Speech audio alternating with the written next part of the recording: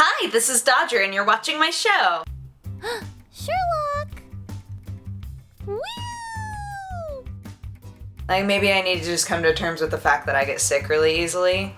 Should I be taking some crazy herbs? Do I need herbs? Anyway, for our first piece of news, oh my god, my shoulders look huge. For our first piece of news, Atlus has totally changed its logo so that the letters are all like thinner and it's not as bright.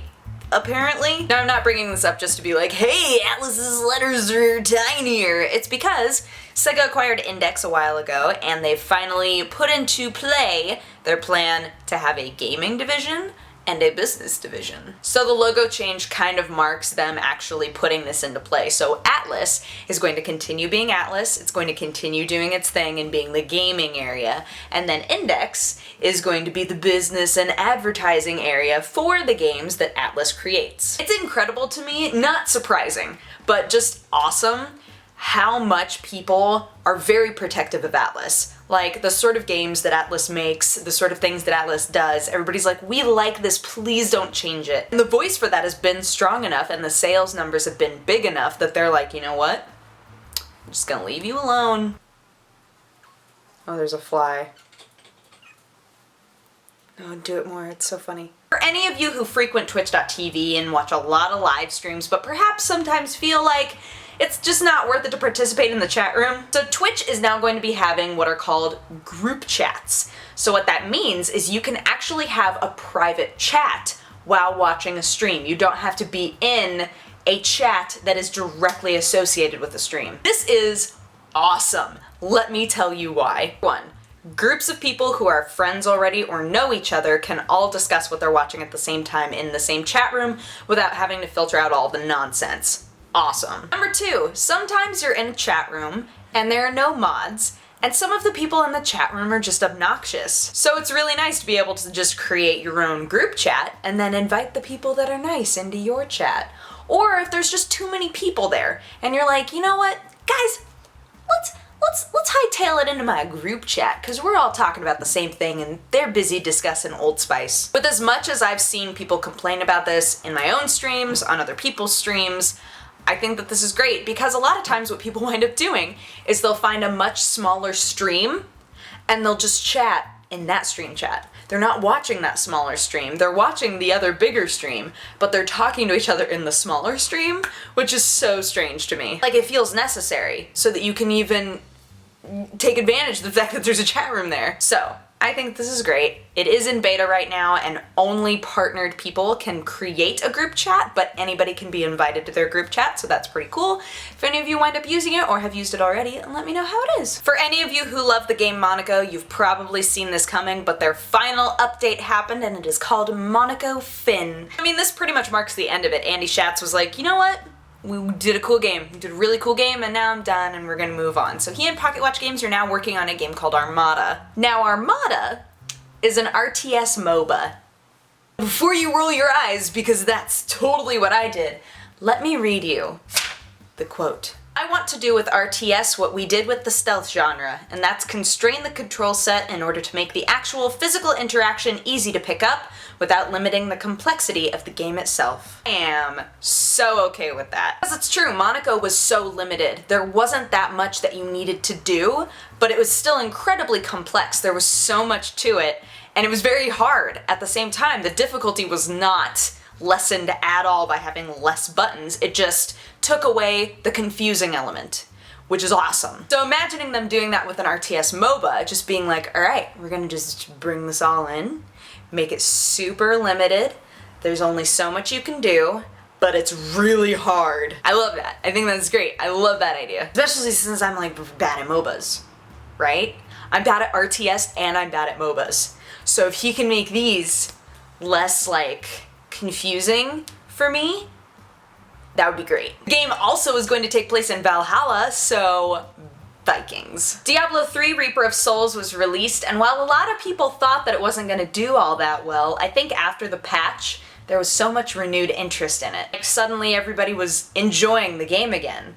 And suddenly everybody was like, man, I wonder what all's gonna happen in Reaper of Souls. They've sold 2.7 million copies of the expansion, so that's pretty great. They had 2.4 million concurrent viewers on Twitch. Considering where they were to where they are now, the ideas that they're going with and the way that they're fixing the game is fantastic. And personally, after they changed the loot system and had that huge patch, I've really enjoyed playing it. Sam's been playing it a ton. A lot of people that I know, honestly, have gone back to it and been like, wow, this is great now. This is really fun to play. And I gotta say, Crusader, pretty sweet. I think that the way that they worked Crusader into the storyline was very natural. It made a lot of sense. And it's been really, really fun to play because it's all like AoE attacks for the most part. Oh, I love it. Just does so much damage to so many people all at the same time. And I'm like, yes! So the question is, will it stay relevant? Will people actually continue to play it? I'm hoping that employing seasons will help a lot, but who knows? It really depends on how good the seasons are.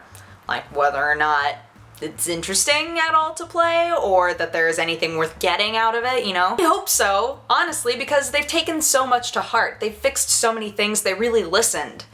And that's so rare that I'm like, oh man, if you're gonna listen and really try to fix stuff, I hope that you're rewarded for that. Square Enix's Collective program is now open to all indie developers. But Dodger, what is the Collective program? Good question, allow me to explain. Collective program is a weird combination of Steam Greenlight and Kickstarter. Or rather, in this case, Indiegogo. We'll go with that. Steam Greenlight and Indiegogo. The way that it works is indie game devs go to Square Enix and they say, this is a game that we want to make.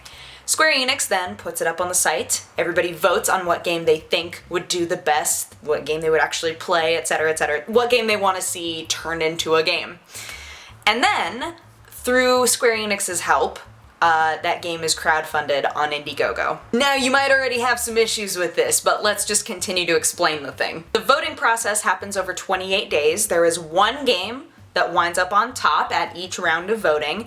It has been tested. They have done it once through, so now they're like, okay, everybody, come on, let's do this. And the coolest part of all, to me, is that through this, the final form of the Collective program is that they would dig up some old IPs that they haven't touched in a really long time and offer the opportunity for indie game devs to do something with them. What? So cool! That's such a great idea because we all get really sad about IPs just being forgotten and left behind and never touched again. But this would be an opportunity for fresh faces and fresh eyes and ears and brains to look at them and do something cool with them. I love that idea. Now here's where I get confused. Why do we need Squeenix for the Indiegogo part? Like, how do they help? Just promotion? Is that it? Because I feel like that's all they could really do, right? Or is it that you get to ask for less money than you normally would because Square Enix is going to put a certain amount of money toward the game already? I don't know. Like, the way that this is coming across to me is if I was talking to somebody who is a higher up at Starbucks, and I'm like, yeah, you know, I've wanted to start my own little coffee shop, and they say, oh, we'll put that on Kickstarter for you. Don't worry, you won't have to fill out any of the bubbles. We'll fill out all the bubbles.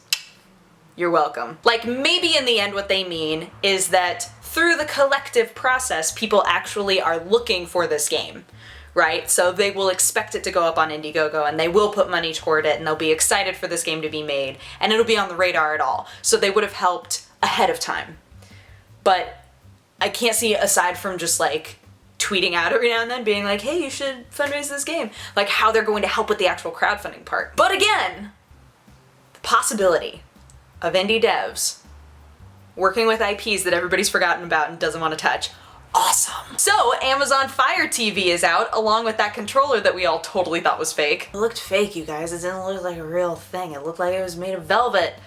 And then I held one and now I'm like, it's not that bad. It's honestly not. We played around with one on Friend Zone yesterday and we all got to hold the controller and talk about it. Whatever. It looks like a box. It doesn't look like an interesting controller, but it's nice to hold. It's not bad. But Amazon has tried so hard to make it very clear this is not a gaming console. Because remember when they first put out the stats for this, the instant reaction was, wow, those are pretty powerful guts for something that's only being a media box.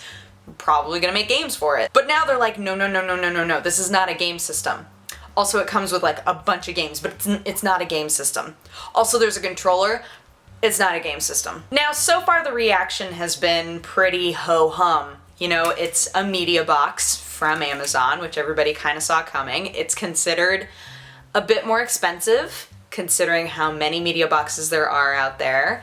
And their excuse for that is the insides, the powerful, powerful insides that are not for gaming. Basically, the question is, why? What incentive do I, as a consumer, have to get Amazon Fire TV? I find it so interesting because we see this weird thing where gaming and visual media are going in completely opposite directions. With visual media, things like Netflix are at the very top, something where you subscribe and you can watch anything that's in their library, right?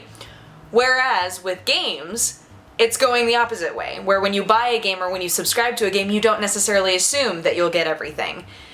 So I feel like, and it's been brought up multiple times, that with Amazon Fire TV, people aren't really getting all that much because you still have to have Amazon Prime in order to just have Amazon Instant. And even with Amazon Instant, you typically have to rent lots of things anyway.